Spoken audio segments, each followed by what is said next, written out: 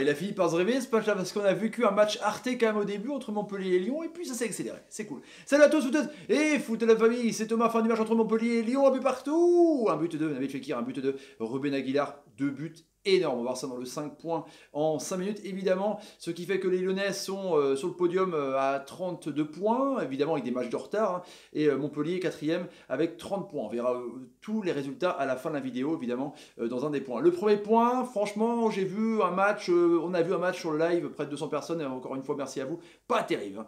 Un match arté avec un combo au milieu de terrain énorme, avec donc l'axe Awar, Touzard, Skiri et Talek qui se mettraient des brins. Hashtag MMA de ouf, il n'y avait pas beaucoup de sorties de balles et Montpellierin était beaucoup mieux en contre, bien en bloc, et Lyonnais n'arrivait pas globalement contre une équipe bloc bas, hormis Monaco, mais comme on le voit, Monaco qui a perdu contre Guingamp, tout le monde gagne contre eux, donc c'est un moitié cadeau, hein. Donc on voit que Montpellier est pragmatique et sort vraiment en contre. Et il y a eu des grosses occasions pour Montpellier avec une grosse frappe de Laborde, une reprise de volée, avec encore une fois une double occasion de ouf pour Mollet et Delors, mais c'est Denayer qui la sauve. Denayer qui sauve encore une fois son gardien, alors qu'il aurait pu avoir vraiment un but à 0 pour Montpellier. Il y a eu aussi un but refusé pour les Montpellierins avec un hors-jeu de Andy Delors. Donc on a vu une première mi-temps pourrie. Mon deuxième point, c'est deuxième mi-temps avec les Lyonnais qui sont vraiment revenus à l'attaque avec des meilleures intentions.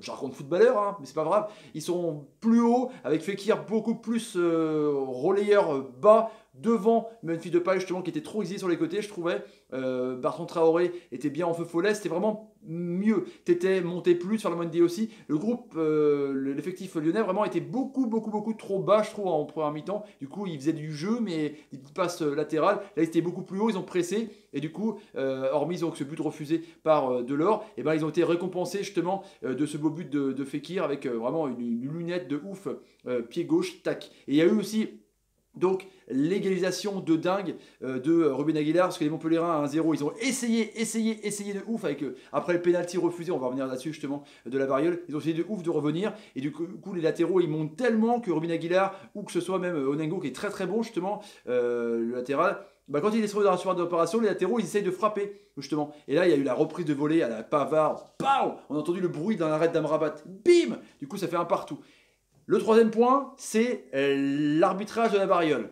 Il y en a eu plein dans le multiplex. Franchement, il y en a eu plein. À Saint-Etienne, il y a eu des buts de refusés. Il y a eu pareil 2 pénaltys aussi à Lille. Ça n'a pas arrêté la variole de ouf. Et du coup, là, il y a eu donc cette faute de Lecomte alors que Fekir s'engouffre.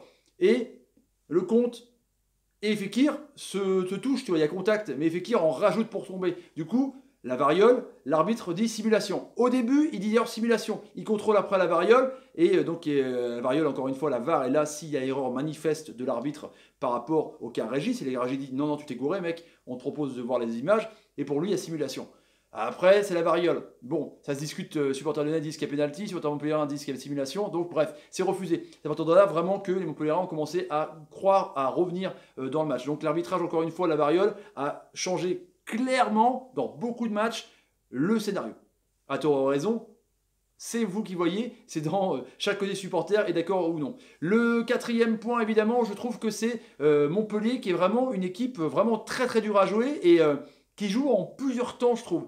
En première mi-temps, souvent les Montpelliérains, ils restent bien attentifs, ils restent comme un boxeur, ils attendent de voir ce que va faire l'adversaire.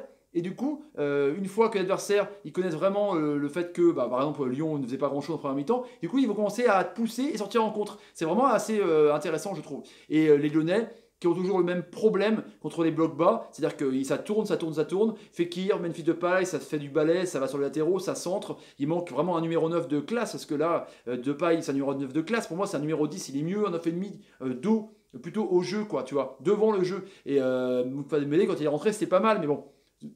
Lyon a toujours un problème, vraiment. Il faut un numéro 9, un grand gaillard, dans sorte de réparation, un vrai numéro 9 qui mette des buts. Voilà en tout cas pour le quatrième point. Le cinquième point, donc c'est tous les résultats évidemment en un comme ça, hop, vite fait.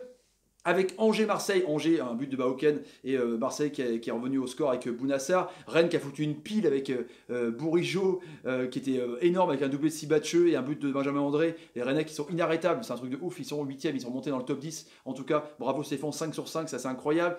Strasbourg qui a gagné contre Nice avec donc un but de Thomasson et un but de Koné, donc une histoire qui retourne un petit peu au classement. PSG qui a gagné contre Nantes 1-0 avec le but de Kylian Mbappé, la foudre. Saint-Etienne avec un but de Monapaquet de chez deux, Casery 3-0 contre Dijon, les Dijonais qui sont donc barragistes. Caen, Reims, Caen, 2 buts partout, donc un match assez intéressant, mine de rien, du Netflix aussi.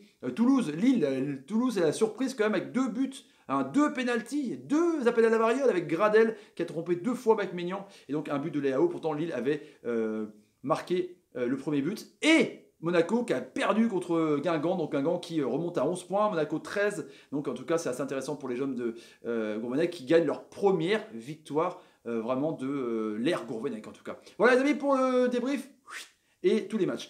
Si vous voulez vous abonner à la chaîne, n'hésitez pas à laisser un pour les vidéos sur Twitter, Facebook, Instagram, et Snapchat, mettez des pouces pour soutenir la chaîne. Et puis je vous dis à demain, le double kick il est là pour Bordeaux-Amiens et Everton-Tottenham en duplex. Je vous kiffe les amis, salut, et salut, double clic. Ah ouais, carrément, vous avez mes 10 packs de l'année, c'est chaud.